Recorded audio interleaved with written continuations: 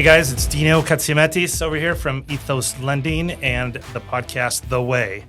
Today I got Dave Savage here with us, and I brought him on as our very first guest because, quite honestly, he's the oldest guy in the industry that's still kicking and pumping on top of it. So my goal here, Dave, with you today is to empower, educate, and equip. Right? Okay. I want to do this for the loan officers because I think it's time to get a new breed of loan officers out there.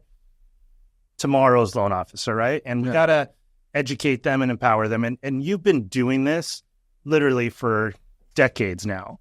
So welcome to the show. Good to be on the show. And I don't know how I feel about being like the oldest guy still kicking, but it has been a 38-year career in mortgage. And there's been a lot of chapters to that story. Well, you're definitely what I would call a mortgage entrepreneur. I like that term. Right? I've tried to live that life. Yeah, and you've covered so much of the span. You're absolutely familiar with all aspects of the mortgage business, and you pivoted, right? Like you're not doing loans anymore. You're in the software business, but you've equipped and empowered these loan officers to be more successful. And I say that because I still remember the first conversation or a conversation we had years ago where I thought I had it down and I thought I was good. And you just kind of laid into me a little bit about how I could be better. And at the time, I didn't quite take it, but I did down the road. And you're right. I got a lot better because of it. Yeah. Well, I mean, I think that life, especially the mortgage industry, is full of pivots, full of changes, full of reinventing yourself. And while you kind of did a call out to new loan officers coming in, there's still a lot of great mortgage professionals that just need to refresh their why and, get the starter, restart their career. And there is a lot of folks in both buckets, new blood coming in and folks that have been doing it for a long time. They just need to start over. For sure. Well, I got a ton of questions. You ready to go? Bring them. All right. So let's start with who you are today, both professionally and personally. Who I am today? Well, who are you? Yeah. Well, I have always tried to live a life as an entrepreneur. I mean, I was really attracted to that lifestyle. My dad has his MBA. He went the career road. Didn't turn out the way he wanted. Didn't miss some promotions. And I just, as a kid, got I don't want to be in those shoes. Now, I was blessed with ADD and dyslexia, which made school really difficult. And, so it gave me some disadvantages and it gave me some advantages. But today I'm someone that has, reinvented myself multiple times. I am an entrepreneur, not just a mortgage entrepreneur. I'm a very purpose-driven leader. I believe in purpose. I believe in profits. So I'm always looking for ways to create purpose and profit. And today I kind of have two real jobs in the mortgage space, and one of them is with Trust Engine, where I am a technology entrepreneur. And I actually had someone the other day ask me, what do you do? And I go, I help people achieve the real American dream. And they're like, well, what does that mean? Well, part of it's home ownership. And a lot of people would just say that is the American dream. And when you really look at America, the difference between, the wealth gap in America is not color, it's who owns and who rents. And folks that own build up a lot of equity and have more freedom. But the real American dream is home ownership and financial freedom and doing it your way. Yeah. Your authentic way. And so at Trust Engine, it's all about technology, creating technology that helps loan officers be coaches and advisors to consumers. And then I have a nonprofit called First Home IQ, which is very much a mission of mine. I just believe that there's a financial literacy crisis in America. There is obviously an affordability crisis in America. And I think we need to do a better job of educating the next generation, and helping them be smart about money. I wasn't smart about money. I was financially illiterate, through my 20s, 30s, made a lot of big mistakes that took me a long time to overcome. And so today, who am I? I'm someone that really cares and works hard to help people have the American dream. home ownership with financial freedom. So I know a lot of the loan officers don't know about your nonprofit yet. How can they find out more about that? FirstHomeIQ.com. Check it out. The small ask for everyone is there's a quiz that's free. Takes about 5 minutes, 20 questions. Take that quiz. And then it was designed for folks that are renting, 20-year-olds, anywhere from like high school to college age kids. But it's really for anyone, take the quiz and just share it with someone you know. What's your mission statement for that company? Well, the strategy is to turn loan officers and realtors into the first responders of the financial literacy crisis. And, the tagline is First Home IQ, own your future. So, we have a goal and a mission to, have millions of next-gen Americans going through that educational process. And it's not like I don't want to rent shame anybody. I don't want to be like, hey, do it your way. But the mission is to educate and equip the next generation to do it their way. But make an informed decision. All right, this next question actually is because you asked me when we did our little walk and talk. What's your daily routine look like? Ooh. So like morning routine or like the whole day? Morning. Let's do morning routine. Yeah. Well, first of all, there's a thesis that I have, and that is win by noon. And, Todd Bookspan founded Win by Noon. I was part of that startup story, but I've lived a whole life, of winning by noon. Even before I heard the term, it started creating intentionality around that. But I try to have the most important things I need to have done by noon. But to win by noon, you got to win by some target time in the morning. Yeah. Now I think I was just, like I said, I was blessed with ADD and dyslexia. I was blessed with waking up really early in the morning. Even when I was a little kid, waking up before my parents were up, figured out how to get out of my crib and making lots of mistakes before anyone was even awake. So I've always woken up early, but today, like my morning routine is winning by 7 and having, waking up early enough without an alarm. So I do not set alarm, except for when I have to like take a flight or travel. But usually I wake up somewhere between 3:15 and 4:15. And I have an emergency alarm if I sleep until 5. So I'll have an alarm that will go off and wake me up literally that happens like once a year. And so wake up, water with electrolytes, just, go downstairs, boom. I like to make espresso. So I have like a little cool espresso maker, and I just... You made me one, even with the fancy that's little right. thing on That's top. right. Yeah, I just drink straight up espresso, although I do like putting milk in it. It's just I cut that out about 4 months ago because I'm trying to achieve some health goals that told me I should drink less alcohol and stop drinking dairy. And I drink less alcohol, and I completely and you actually look pretty darn good. Yeah. No, I'm losing some pounds.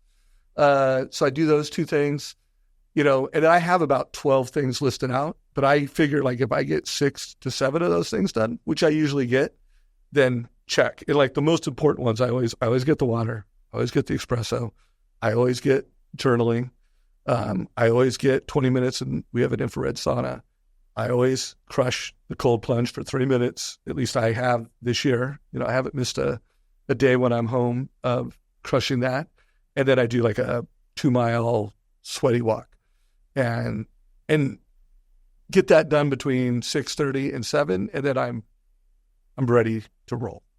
But those are personal things that I like to do. So let's talk through that just for a second, right? I'm a big morning guy as well, and I truly feel that you have to get up in the morning. You have to hustle first thing because it sets up your day. A lot of people aren't like that, but I've always been that way. But you're very intentional, and I bring this up because somebody might say, "Well, what's the point in the cold plunge? What's the point in doing the sauna every day, right?" And in your head, is it because it's healthy? Is it because it clears your mind and sets you up to win for the day? I mean, what is it that makes you? Well, first of all, there's no one thing that happened. In fact, I've been thinking about getting one for years, and a good friend of mine, Craig Sewing, got one, and then he kept telling me how great it was, and I was actually thinking it was a little obnoxious. I'm like, bro, I got it, and then I was afraid I'd get it, spend a bunch of money, and then not use it.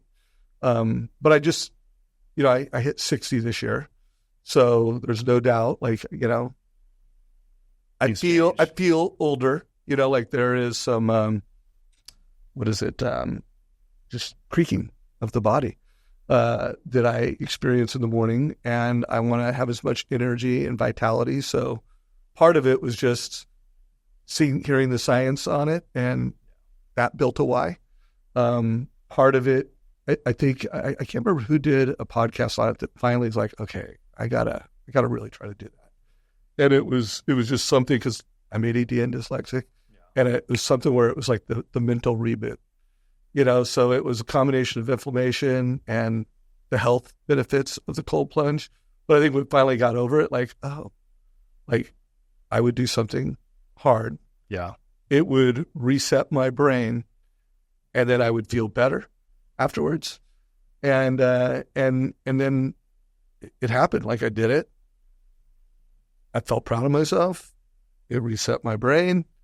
And literally for, I don't know if it's half an hour to an hour, I'm feel like a 20-year-old. I'm just I do push-ups, and I'm I don't feel the creaking. And so it feels good afterwards. So I think it's important to talk through some of that stuff, because a lot of the young guys, they don't feel any of that. So they don't necessarily view it as important at this stage in their lives. But it is, right? If you want to go out there and crush the day, you got to be prepared in every which way, right? Your skill has to be there in your trade, but your mind has to be clear. Your emotions have to be good, right? And not mixed up with all sorts of other stuff. No, I totally agree with that, but I also think everybody just needs to do it their way. I've sold my 22-year-old son on the cold plunge, but he does a lot of things I don't do by 7, the run he does, the things he does. And so I just, my push to anybody and everybody, though, is win by noon. If you're in the mortgage or real estate space, I have not interviewed a lot of top 10 or 1%ers that do not have some path of winning by noon. Now, I win by 7. I met some really successful people that win by 8, that win by 9, in terms of their morning. Yep. So I think, figure out what's right for you. And then my push to everybody is, the one thing that the best all have in common is they have a really good system that works for them, and they consistently implement that system. And when you do that, you become great at something. So, but do you have to do cold plunge? I think you could do pretty well without cold plunge. Yeah, but I recommend it. I just think it's important to have a routine. We agree on that. Yeah. What book has impacted your life the most? Yeah, I get asked that question a lot, and I'm not I am one of those guys that after I have this is the best I've ever had. But no, it's among the best. I mean, the one book that I give to every person getting into sales, and I do think it's one of the most important books anybody could read just from an emotional IQ, is the 4 Agreements. So the 4 Agreements to me is easy to read. It's something that I still listen to the audiobook probably once a year, just to anchor me into the message of the 4 Agreements. So it's a really important book that I think makes a good human being in society. And 4 Agreements: don't make any assumptions. Easier said than done. Don't use your words. Well, it's be impeccable with your words, but I always, to myself, and anyone listening to this, it's not only what you say, it's what your self-talk is. Don't make any assumptions. Don't use your words against you, or be impeccable with your word. Always do your best, and don't take anything personally. And I just, if you're in sales, think about all the times you took something personally, made assumptions, you talked about it to people, you talk about yourself, and it's just, it's toxic. Yeah. So 4 agreements.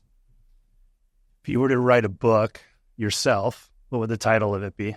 Well, for many, many years, I had this book in me called Wow Selling, and I owned the domain Wow Selling, and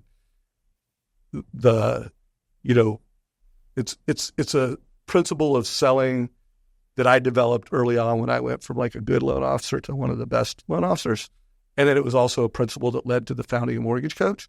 But I've never, wanted to spend the time I would need to write it well and everything. But there's actually a book that I'm thinking about right now that I'm thinking about writing. And did I tell you about my code? No. I don't know what I'm going to call it, but recently my youngest son graduated from college. Graduated from Chapman this June. And I knew I was going to write him a note that I wanted to be like some profound advice. I knew he would read it. And so it started off with me just kind of writing a note to my son, knowing he would read it. Hopefully it would say some things that would put him in the right space on this next chapter. And next thing in the note's like more than a note. Yeah. And then I started reading it, and it's like, this old guy advice that, and I started listening to some commencement speeches, and I'm like, okay, I sound like that dude, or like that dude. I don't want to be those dudes at this time with my son. And so I think it might have been influenced a little bit by Ray Dalio's the book Principles. And I said, you know what I'm going to do? Instead of doing that, I'm going to just write this set of, and I called it my code, these principles that make up who I've become, that I've established over time.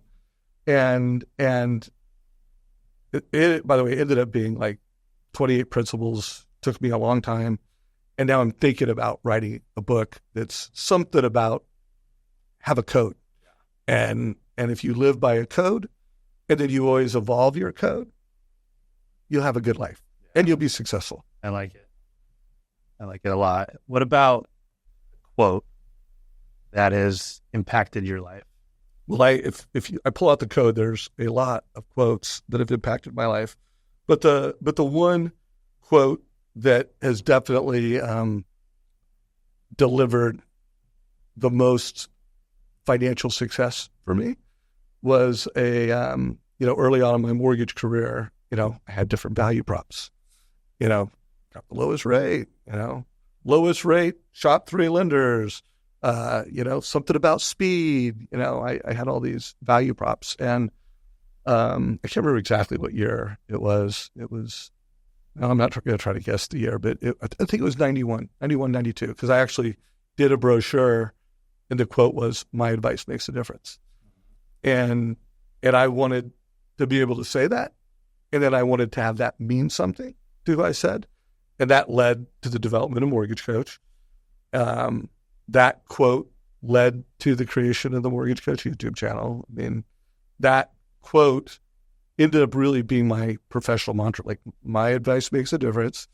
And then to have that not be bullshit, like to be someone whose advice makes a difference. So that has served me well in my career. Yeah, great. All right. So I want to go all the way back to the beginning. What year did you get into the mortgage space? Well, go look at LinkedIn. I'm pretty sure it was August of 1986.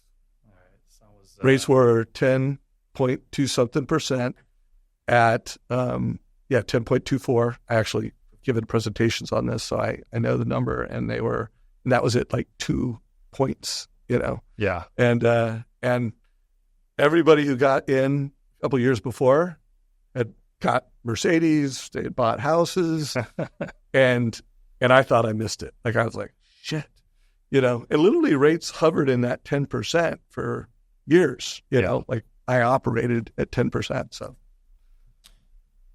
tell me from the beginning now, first place you worked, how did it go?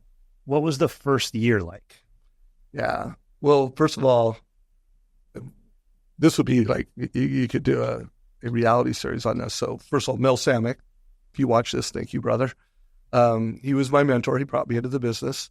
I was going to college on the 8-year plan. And I was working at Smart and Final, paying my way through college. And Jim Garten and I were working together. And what are you doing tonight? Going to Crazy Barrel or something at Huntington Beach. And he's like, "Oh, you want to go to happy hour?" And I'm like, "Yeah." Anyways, a guy by the name of Mel Samick drove up in her Mercedes. Super nice guy. What's up? Bought drinks. I'm like, what's this guy do? Loans people money. Mortgage broker. I mean, I didn't know what that was. Yeah. I don't know exactly what I said to him, but I called him the next day and just said, "I don't know what you do." I think I said, "I'll work for free." I don't know if I said that, but that was my vibe. Yeah. Like, how do I do what you do? Do what you do. And I got so many life-changing lessons from Mel. So first thing he did, so before we I'll do the first year quickly, but to me, the foundation of how it started is what really, because remember, I hated school. I can read, but reading is hard and not very pleasurable for me. I am very competitive and want to be good at what I do. But he said, "Oh, come to my house at 7 in the morning." I'm like, "No problem, let's go." And we'll study, or I don't know what he said, but I was just like, I hope he doesn't ask me to read out loud, and I wasn't even stoked about going there. Anyways, books on tape, Tommy Hopkins, Zig Ziglar, Anthony Robbins, back in the Coat and Nightingale days. And so he introduced me to audiobooks, and that changed my life because I went from struggling to learn to loving to learn, and really feeling like I could learn more than, I could outlearn everybody. Sure. Because I enjoyed it. Yeah. And I was a hard worker. So thank you, Mel, for that. He also gave me the Yellow Pages, and my first day on the job, he opened it to C's for CPA. And the script was, "Hi, my name's Dave Savage with Excalibur Mortgage. We specialize in helping CPAs and their clients with their real estate financing needs. Do you ever have clients that ask you about real estate financing?" You got it still. I've said it. And when I went to F for financial planners, we specialize in working with financial planners. When I went to A for attorneys, but we started with CPAs. And when I'd get a hot one, someone would start asking questions. "No, we got one." Anyways, I think working at Smart and Final, very hard work. I came in early, stocked shelves. By the way, I loved that job. It was a fun job. But I made more in my third month of the business than I made in a year working at Smart and Final, and made 10 grand. I was in love. Boom. So Mel taught me how to lifelong learn. Taught me that there's riches in niches. Taught me how to build calluses to calling people and just putting it out there. And you call enough people, you get good at saying something, you get good at it, you can make money. So, and I learned more lessons from Mel, but that was, my first year, I made more money than, anyone I knew that was going to college, and decided that was not the path I was going to go on, and fell in love with the mortgage business. How long did it take you to close your first deal? Yeah, not long. It was a attorney, a divorced couple, hard money. 3 months. Within 3 months, I had closed my first deal. Maybe 4 months. I don't know. Yeah. Nice. And was that one of the cold calls you made from the phone book? Oh, yeah. I wouldn't have got paid. Yeah. And Mel helped me. We drove out to the people's house. We took a handwritten app. Yeah. HP 12-seated, had a yellow pad, just old school. First deal I ever got. I actually got two from the same guy. And, I didn't know I got in after you. So there were some advancements. You didn't actually have to open up the phone book. You could call up the title company and have a few filters and have a list, right? But I didn't do that. I actually pulled up the white pages, I guess, and started calling. Yeah. And I finally got one dude that had 2 houses in Huntington Beach, and that was my very first deal. And it took about, I think, 4 months. So this one went quick. It was like a hard money deal. So I mean, it like closed. I closed it by my third or fourth. Maybe it might have been my second, but I mean, I literally think it closed in like 2 or 3 weeks. What I learned though from that on my end was I didn't do it until I got desperate. And I think sometimes it's good to be a little desperate, have your back up against the wall. It forces you to do a few things. Yeah. You know? So that first year sounded interesting. How long were you there for?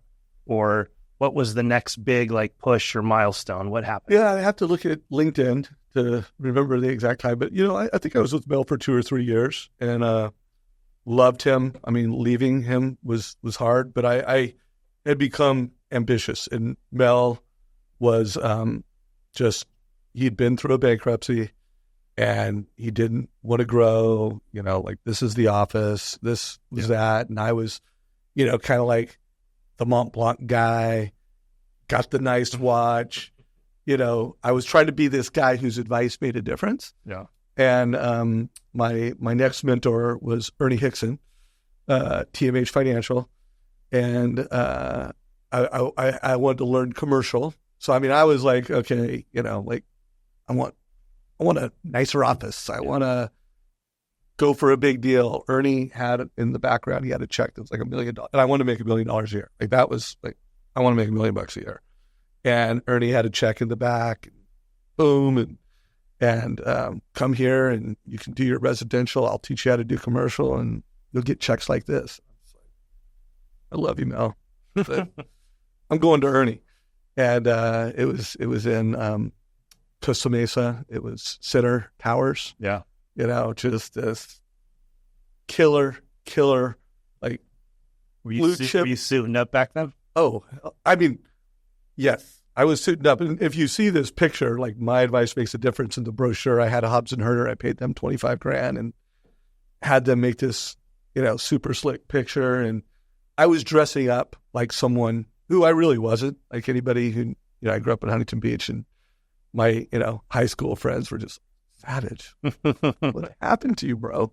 And I did get to a point like, are you in your mid-20s now or late 20s? Yeah. So I got married in 91 to Kelly. And so 91-ish, 92-ish. I think we got married in 91. So I started working with Ernie. So yeah, and if I started at 6, so it was about 3-ish years where I went to work for Ernie. So tell me about some of the struggles now. How did you push through? Well, which struggles? Because I didn't struggle. Like, went to Ernie's, crushed it. Income was doubling. Mr. Bulletproof. Killed everything I touched. Just making more money. So let me ask you this question. Let's stop right there because I kind of went through that, and as I started making more money, I just started working more and more and more and more to the point where I was pretty, imbalanced. I didn't care. I could work all day, all night back then, right? But what did that consist of for you? Is it just a ton of hard work? Was it day and night? That's all you I've never considered when I do a ton of hard work because I love the game of what I do. I love my day-to-day, always have. And when I got to the point where I wasn't, and I did, I left the mortgage bit. There was kind of a mini meltdown in the late 90s when First Plus went bankrupt. Mm-hmm. And that was where I got crushed, I mean, do you want me to go there? Yeah. Okay, yeah. So killing it, building a mortgage company. I don't know how many salespeople we had, but we had a lot. The Savage team was doing, I want to say 300 loans a year. We were closing, let's say 100 125s in seconds. Yeah. Minting money. Good old days. Yeah. Just raking it in, feeling bulletproof. Yeah. House in Newport, brand new, black 500 Mercedes, just thinking I'm the man. And then the 125 bucket got turned off.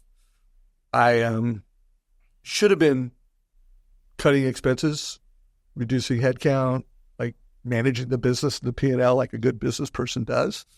But in hindsight, I was not a good business person. I was a good sales guy. I was a good mortgage guy. I did give great advice. I mean, my advice made a difference, and the service that throughout my entire career, I give to a family has always been unmatched. And mortgage coach, like that never a thing, but being a guy who knew how to run a P&L and, face the brutal reality of market shifts. I was not that guy. And, I ended up running out of money. Never went bankrupt, but probably should. That probably would have been, and shouldn't have ran off the cliff to where we, really put ourselves in this situation that we did. Thank you, Glenn Stearns. He took over one of our crazy big leases. And actually, if he wouldn't have taken over that lease, that probably would have forced a bankruptcy. Yeah. Because it would have been such a large liability to take on. But that was brutal. That was ended up having to lay off a lot of people. Had times where I didn't know if we were going to make payroll, which was irresponsible to even get to a point. Was this your own mortgage company at this point? Okay. Yeah, it was called Mortgage Link. Okay. So after I left Ernie to start my own mortgage company. And now you're doing just residential. Just residential. Yeah. The nothing against, I got in the commercial time when there was a credit crunch. It was a really hard time.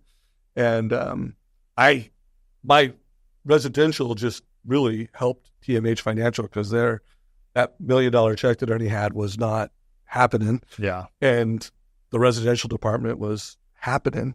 So I think it was really good. But then I kind of like at that point, I should have had a few more mentors and been better at managing money. But I decided, I can do it all. Start my own company, and I did that. And then my first body slamming was, 1999-ish, something like that. So I got into the business right at the tail end, maybe a month before the crash, after the 125s, right? Mm-hmm. Everybody I knew was, like you said, minting money, and then all of a sudden gone. Yeah. It was a little, I mean, the meltdown was the meltdown, 2007, 2008, which was another very difficult financial time. But it all turned out for the best, and all of those challenges ended up just being very positive in the long run. What year did you start Mortgage Coach? So I started Mortgage Coach in late 90s, and I had owned Mortgage Link at the time with Patrick, and at that time I was one of the top 50 loan officers in America, and I was getting asked to speak because I had kind of a unique way of doing business. Like, I specialize in working with CPAs and financial planners, and I had a system to do that, and Mortgage Coach was part of that system. And so I had founded Mortgage Coach. And originally when I founded Mortgage Coach, I mean, first of all, SaaS technology had not been invented. I wanted to build Mortgage Coach so that I could hire like waiters and waitresses, that people that had like good people skills and that liked people. And like, hey, click here, click there, do this. Here's this incredible presentation. And so I really founded Mortgage Coach to like power my business model. Yeah. But I loved it. I mean, I loved the product creation. I had a co-founder, Greg Wexler. He was the tech guy. I had the vision. I was the sales guy. He was a good P&L guy and financially smart. I was the crazy let's grow guy. And so we founded that, and then that meltdown happened. Yeah. And that's where I was like, I'd kind of had less love for the loan business and had more love for the technology business, and decided to become a full-time technology entrepreneur in June of 2000. Okay. So obviously that's worked out well for you. It has, yeah. But just like in the mortgage business, right? It really doesn't matter what business you're in. There's still things that happen in between, right? I mean, you alluded to one where it doesn't matter how good of a sales guy you are if you don't know how to manage a P&L, right? You can go bankrupt. You will lose. Yeah. It's just a question of how much you lose. I remember I went to Business Mastery one year, Tony Robbins, and what's the guy that wrote the book, The Road Less Stupid? Oh, I was going to say someone else. I know who you're talking about. Yeah. Anyways, great book. And he was talking about most entrepreneurs, they know the top line of their P&L revenue, and then they glance at the bottom and see if they're okay. But all they really care about is like, how much am I selling? How much am I selling? Mm-hmm. And they never even look in the middle, right? And he very specifically said, when I get into business, when I go take over companies, he goes, I cover the top and the bottom, and all I do is look at the middle, and I will know if it's a successful company or not, right? So that one taught me a valuable lesson as a business owner. And I came back and I thought, I got to start paying attention to all those little things in between and making better decisions in order to not just make more money, but have longevity. Because if you don't have practices like that, you're eventually going to lose control of quite a bit. Yeah. Yeah. My approach on that was to find partners and people to do that, to create standards of that, but having a partner, because if I had a nerd out on the messy middle, I don't know that I have the skills to do that well, but it would also be soul sucking for me. And my gift was growing the top line, but I had a healthy respect for those things. So it was like, have a partner, hire the right person, and actually empower them to do the job. But I agree. I mean, to run a sustainable, profitable, fast growth, or sustainably successful business, purpose and profits are what I've, at this point in my career, those are just two phrases I'm always saying. Like, the best way to help the poor is not to be the poor. So profits matter, and I have to, and I want to, create a purpose beyond the profits that I generate. Let's take that lesson and apply it to loan officers, right? Yeah.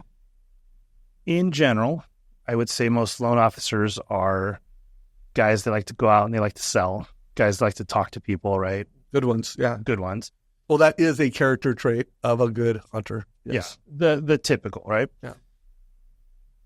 Oftentimes, they absolutely suck at putting together loan applications or making a file clean enough to like whiz right through, underwriting and stuff like that.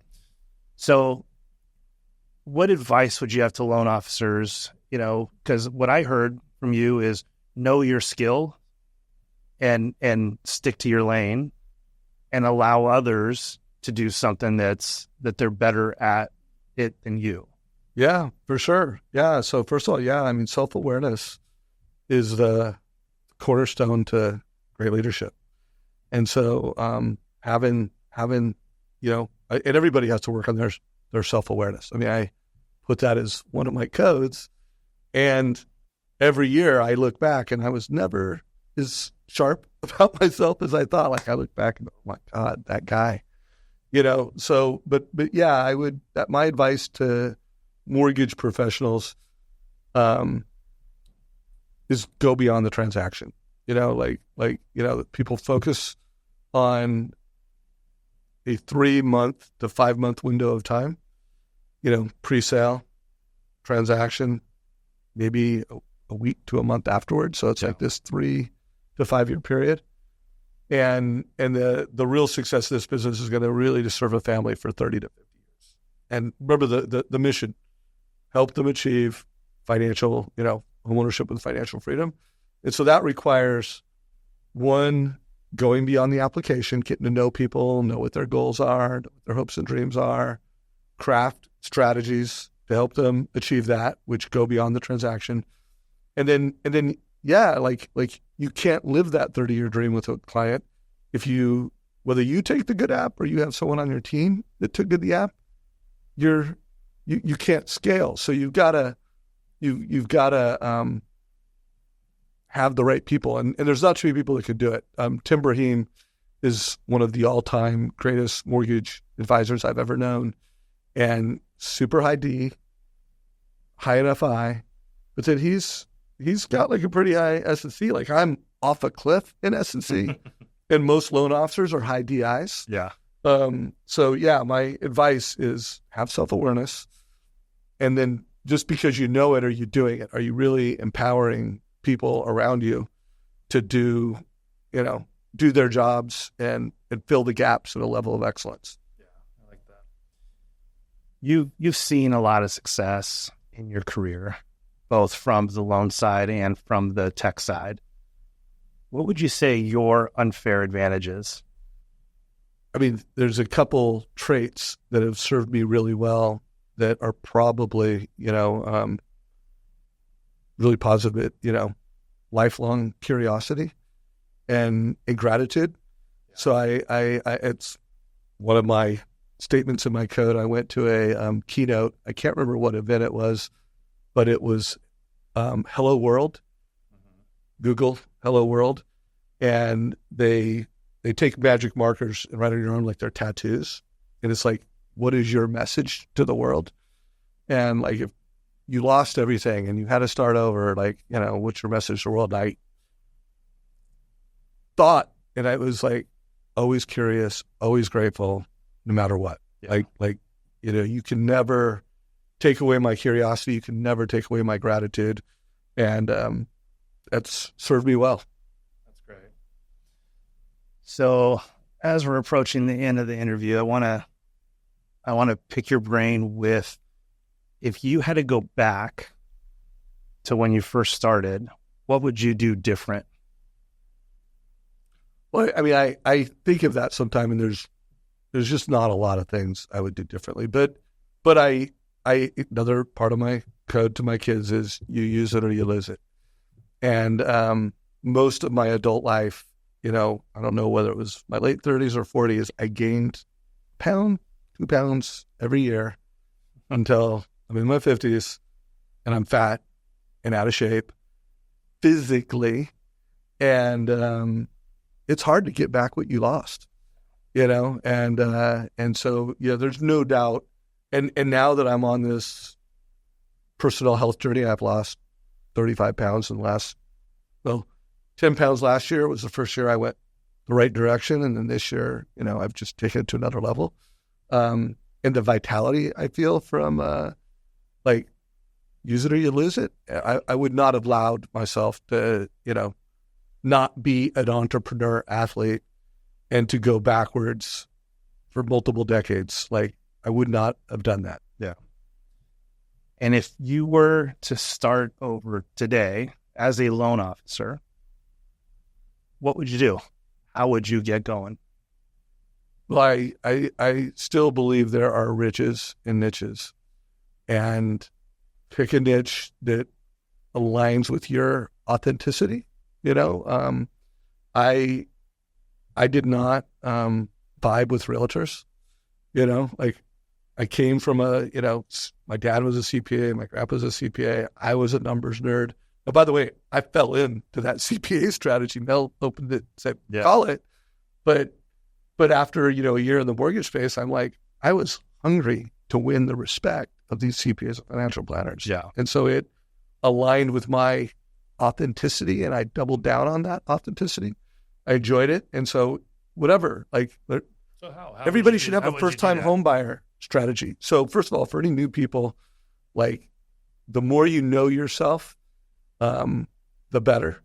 The more there's going to be things that you do that give you energy and things that you do that suck energy. Now, when you're starting off, there's going to be things that you need to do to be successful that are going to suck your energy. So you're going to have to do some grinding, but try to find whatever, if you're in mortgage or real estate, find a niche that you're jacked on personally, you're energized by, and then, everybody can be the top 10%, and anybody can be the top 1%. It's a question of loving what you do and then really working hard at that. And if you find the right thing that you enjoy and then you work hard enough to achieve that, it doesn't matter what job you do, you're going to have a good life and you're going to make good money. But if it isn't your authentic self. You're trying to be someone else, or you're trying to do things for other people and not for yourself. Yeah. You're going to eventually give up. You're going to burn out. I'm talking to a lot of loan officers right now that have been doing this for a long time. It's been 2 years of winter in our space. It's been 2 years of real difficult times. And I hear things like, oh, I used to have a big team. Oh, I used to do all this volume. And there is this, this attachment to the past. That's what they used to have. Yeah. And there's this why. And I think people need to reinvent their why. And that's another thing I tell young people, have a why that's bigger than profits. When you could have a purpose why, like my why is changing how people get into debt in America and helping people achieve the real American dream, which is homeownership with financial freedom. Like, I get good profits from that, and I get lots of psychological passion. So, get a good story, be your authentic self. Yeah, I love it. Are there any final words, anything else that we haven't covered that you want to talk about? So, yeah, I get to you gave me the chance. Like, yeah. What is your why? You've started this podcast. Yeah. And first of all, I'm honored to be, I don't know if it's your first or one of your first guests. But why? Why are you doing this? Yeah, it's a good question. So when I was doing loans, it was always hashtag who can we serve today? And it was a really big thing for me to serve my clients, right? Like that servanthood mentality. And I thought through, like, what is it that I do, right? And really I was a part of a team that helped create generational memories while creating wealth in their sleep, right? Like it was a huge job that was taken way too lightly by a lot of people. So I did a lot of the things that you said. I truly connected with the people. I truly cared about them. I even used the word love, and I loved my clients. So many of them have become friends. And I got through coaching, right, which I think is super important. Any younger loan officers, or even ones that are just kind of stuck, seek a mentor, seek a coach, even if you have to pay for it, right? And learn to get past some of your obstacles, right? So you can get through that. But I thought I was on my back nine. I actually started golfing once a week, which I hadn't done in forever. I really started enjoying taking a lot of time off. I had a goal to be semi-retired. And all that meant was I was working 60 hours a week. So I was going to work no more than 30 a week. That was my goal. And I averaged 17 that year that I said that. And and it was a huge win, right? And I was like, I'm just going to write out the rest of my career like this. And I was at, Todd Duncan's elite group. I'm in his mastermind, and he played a video of a potato farmer. And the potato farmer in Idaho was talking about how you can't plant the big crop every year. That one crop depletes the soil so much that for the next 3 years, you have to plant low yielding financially, crops in order to fill the soil back up. And then you can have that big one again. And I just, it dawned on me that I needed to fill my soul back up because it had been depleted.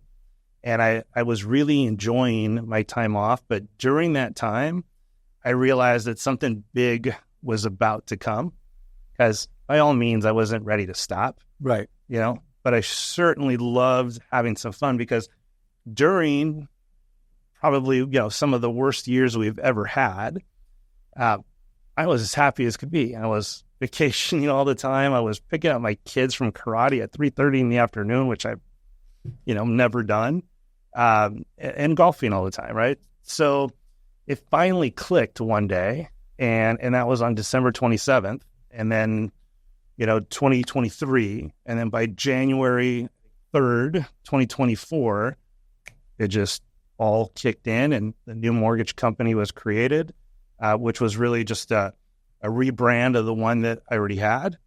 And, now instead of thinking along the lines of how I'm going to treat my clients, it's going to be that I'm going to empower, educate, and equip loan officers so they can start doing that, right? And it's super important to me to have loan officers be of this higher level, this higher quality, where you really give great advice, like you've said, all throughout this interview, and not be those desk jockeys, right, that are just like picking up the phone, trying to get your deal and then being done. Right. They don't care about you. And it's not always about rate. It's not always about fees, right? Like, yes, that is super important, but a good loan officer, he's right in the ballpark, but his level of expertise will save you thousands of dollars, right? Not on this one loan over this 1 month, but over the lifetime of the loan. And that's what my why is now. So the name of the podcast is The Way, right? It's to show loan officers the way. Right. And my goal here is to get, mortgage entrepreneurs that are good at what they do so that they can educate, empower, equip other loan officers. Love it. And I think if we can bring in this younger, new generation of loan officers, then our industry will be elevated in such a big way that I would just love to see, because you and I have come from, and I've never been like that, and you've never been like that, but bad reputation, right? Mm-hmm. There's a lot of bad reputations in our industry. And I've always loved being above that, but I would love for my whole industry to be above that. So I love it. Wow, you're my people. I love The Way. Love what you're doing. Thank you. It's an honor to be here. So only because Dave Savage is on this podcast, I'm going to end it like this. No.